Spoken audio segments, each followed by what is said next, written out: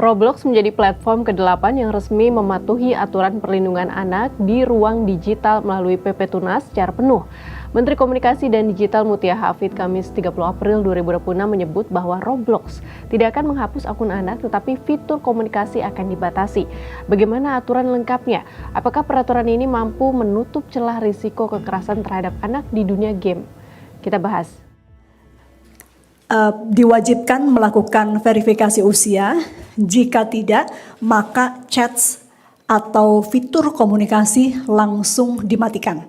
Jadi ini yang menjadi penting, bahwa mereka yang tidak melakukan verifikasi usia, maka chatsnya akan dimatikan, termasuk ada kemungkinan orang di atas 16 tahun tidak melakukan verifikasi wajah, dia juga otomatis akan dimatikan fitur komunikasinya, dan juga pembatasan games kepada games-games yang berlaku kepada anak-anak kecil.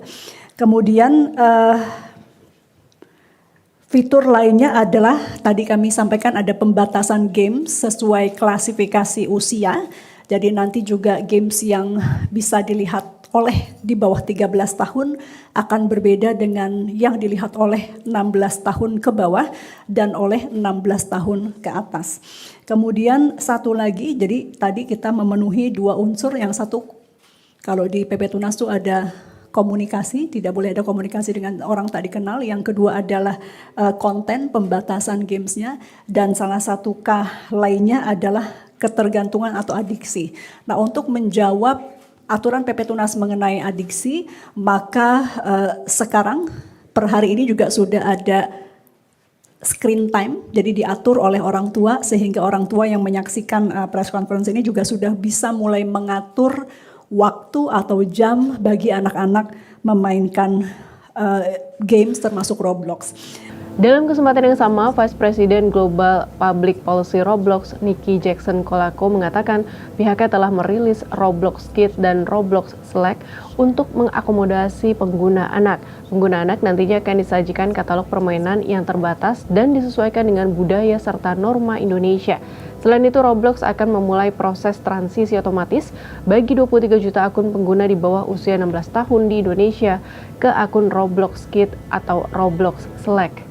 Fitur pesan dalam game daring kerap menjadi celah bagi pelaku kejahatan untuk mencari korban kekerasan seksual anak. Investigasi Kompas menemukan pelaku biasanya memulai interaksi dari percakapan biasa, lalu membawa korban ke ruang komunikasi privat sebelum melakukan manipulasi dan ancaman. Polanya, pelaku berinteraksi dengan anak di dalam game yang memiliki fitur pesan, kemudian mengajak korban berpindah ke aplikasi perpesanan di luar game. Dari situ rayuan berlanjut hingga berujung pada kekerasan seksual. Selanjutnya, pelaku juga memperdagangkan materi kekerasan seksual anak melalui media sosial dan aplikasi perpesanan. Hal ini membuat korban mengalami kekerasan berulang karena konten yang sudah tersebar sulit dihapus. Investigasi Kompas juga menemukan bahwa media sosial digunakan untuk menjaring calon pembeli yang kemudian diarahkan ke aplikasi perpesanan untuk transaksi. Pola ini menyerupai praktik bisnis digital ilegal.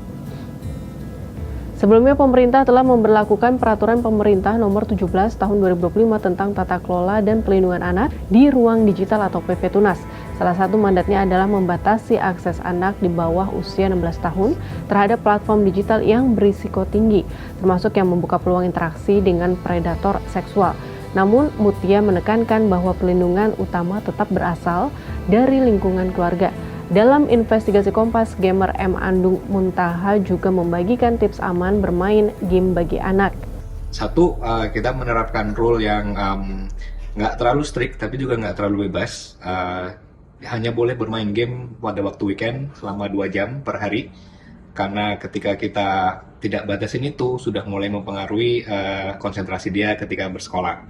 Yang kedua, kita juga membatasi interaksi game online dengan orang yang tidak dikenal, karena itu menjadi salah satu pintu masuk orang-orang yang tidak kita kenal bisa berinteraksi secara bebas dengan anak kita. Jadi fitur-fitur yang ada chat, interaksi dengan orang yang tidak dikenal itu kita larang.